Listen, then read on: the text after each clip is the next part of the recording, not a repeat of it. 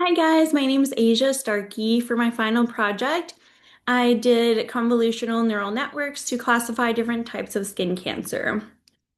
So today we're going to go over the motivation and purpose behind this project. I'll explain the data set, go over the exploratory data analysis, as well as cover my models and go over the code. And then finally, we'll discuss the results and make a conclusion about them. So let's go over the purpose and motivation. The purpose of this project was to make two different convoluted neural network models to accurately classify different dermatological conditions, and especially accurately label different types of skin cancer. Since skin cancer is one of the most common types of cancer in the US, and doctors have stressful time constraints with each patient, I thought it would be helpful to make some type of diagnostic tool that providers could use during their clinical day. So, by using and incorporating a imaging diagnostic tool, providers and patients can hopefully have more peace of mind, that every cancerous lesion is caught early. So again, we have the time constraints with providers. Hopefully, a tool like this could help reduce diagnostic error, reduce unnecessary biopsies, especially with children and elderly patients whose skin is really fragile. Um, and then hopefully, obviously, give patients better outcomes with that early detection. So the data set that I used was from the HAM 10,000 data set, which contained about 10,000 different dermatoscopic images of pigmented lesions. Each image was about 96 by 96 pixels, and the data set contained images of commonly occurring dermatological lesions, including actinic keratoses, dermatofibromas, melanocytic nevi, benign keratoses, vascular lesions, basal cell carcinoma, and melanoma. So all of these dermatological images were collected over a 20-year period from two different teaching universities, one in Australia and then one in Europe. This is a sample slide of what the images were. So basically, the top row we have melanoma lesions. The second row is melanocytic nevi, which is the benign mole. And then the vascular lesions on the bottom row. So as you can see, the melanoma lesions look pretty similar to the benign moles. However, melanoma is the most deadly occurring type of skin lesion, or type of skin cancer. And then, of course, a benign mole is just a mole. So you don't really have to worry about that. But but yeah, that's just something to know. So we'll see how well that the models can differentiate between the two. Um, okay, so for the exploratory data analysis section, we found that there was roughly 50% male and female for the data set.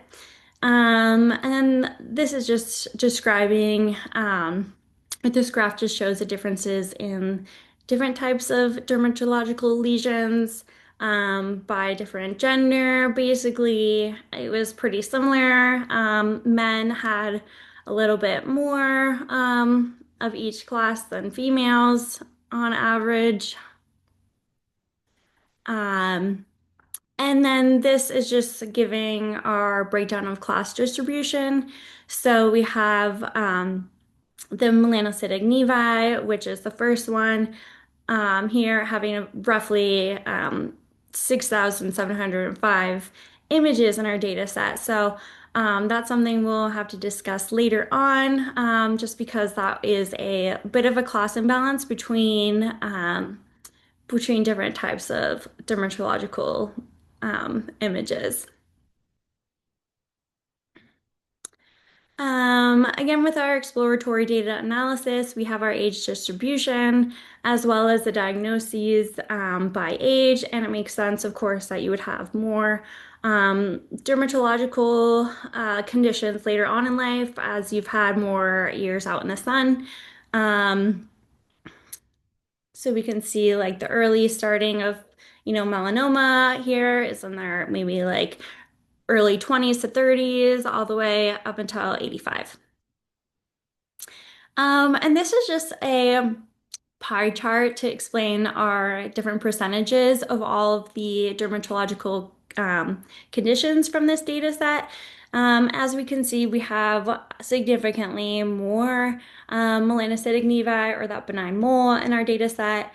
And they are definitely a common like lesion. However, this is something that we're going to have to address when we're doing our pre-training for our models. So basically, the takeaway from my EDA was that I don't really need to adjust anything for the differences in sex distribution. All of that data looked good. I didn't really need to address any other different types of like features. But basically, I did need to normalize or address the discrepancy between the class weights. Just because there's roughly 70% of the data from our data set that was the benign mole, I needed to be sure that the model could accurately and correctly classify other lesions, especially the cancerous ones, even though it didn't have as much training images of the cancerous lesions.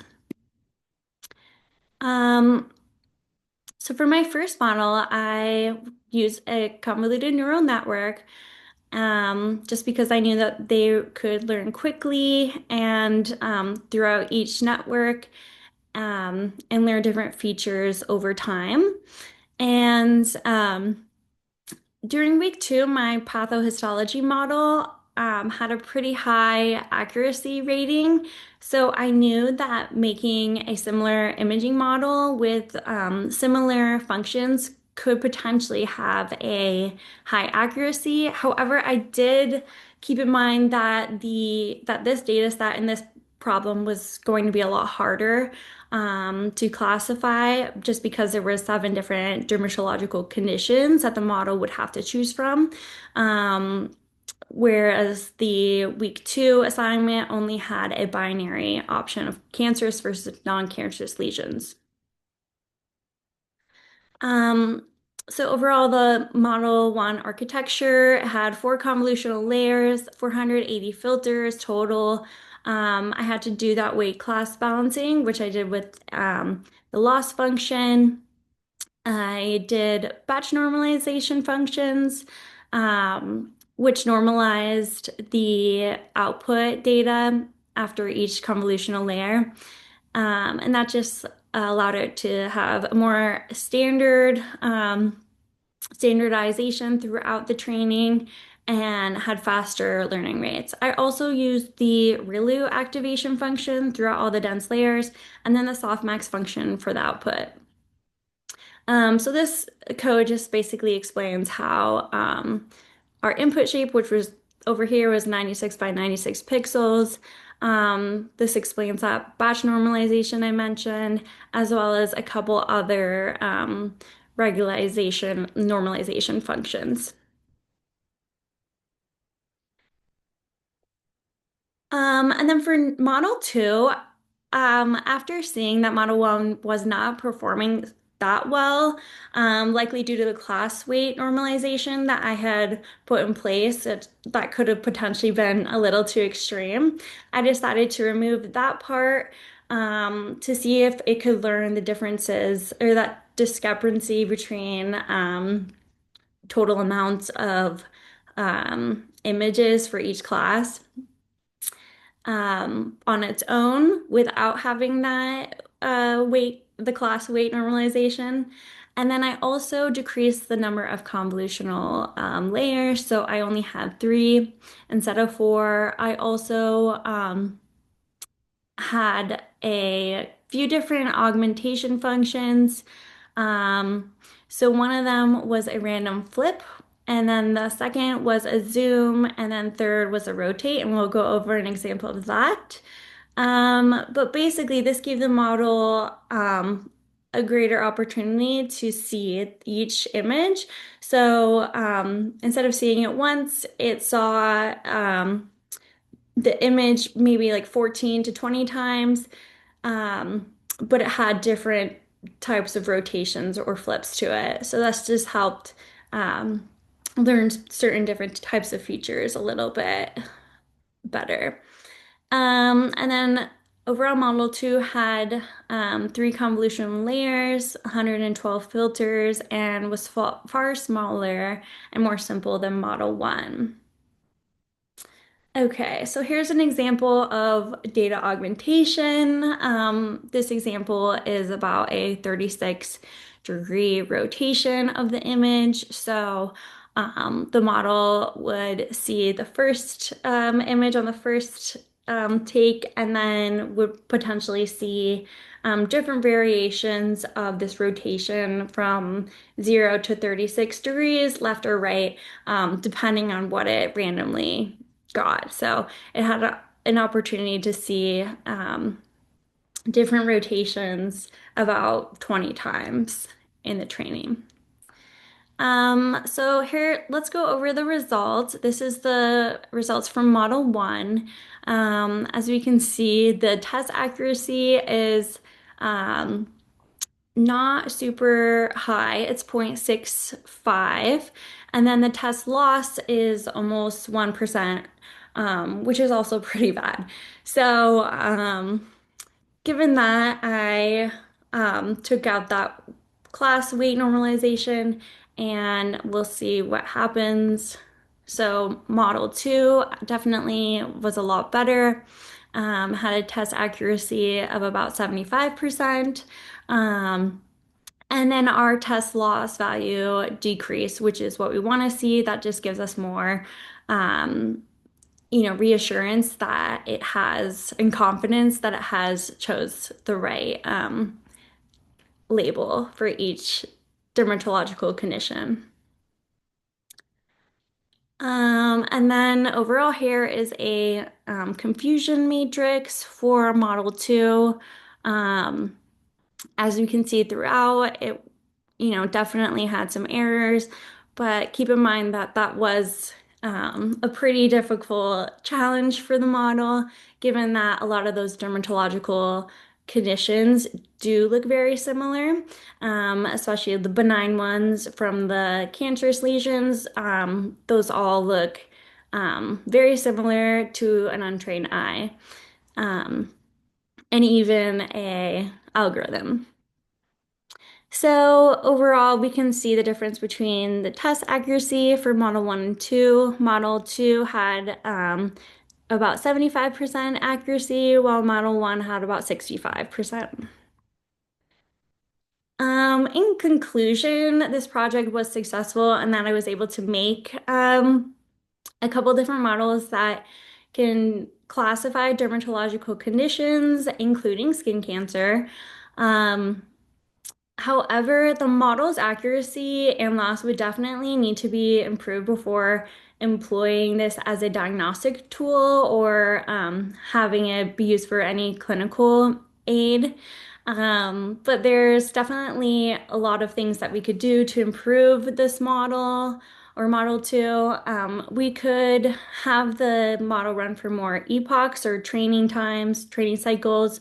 We could use transfer learning. So basically, that means that it's already learned how to classify different um, features and like shadows of other types of images before incorporating it with our dermatological images. So we could train the model with that first and then use our data set. And then the third option that I thought of was just using a larger data set and a more balanced data set overall that just gives about equal amount of cancerous lesions and non-cancerous lesions. So in that case, I want to see a data set that has about maybe if it has 10,000 images, I would want to see a data set that has about 1,000 melanocytic nevi, 1,000, melanoma images, 1,000 basal cell, just so that was a little bit more balanced. But otherwise, yeah, there's a lot of different ways that we can improve this model. But otherwise, I think it was a great learning project. So overall, in this final, we discussed the motivation and purpose behind the project, I explained the data set, I went over the EDA, how I chose the model, some code, and went over the results and conclusion. All right, well, thank you so much for all of your time. Hope you have a great day.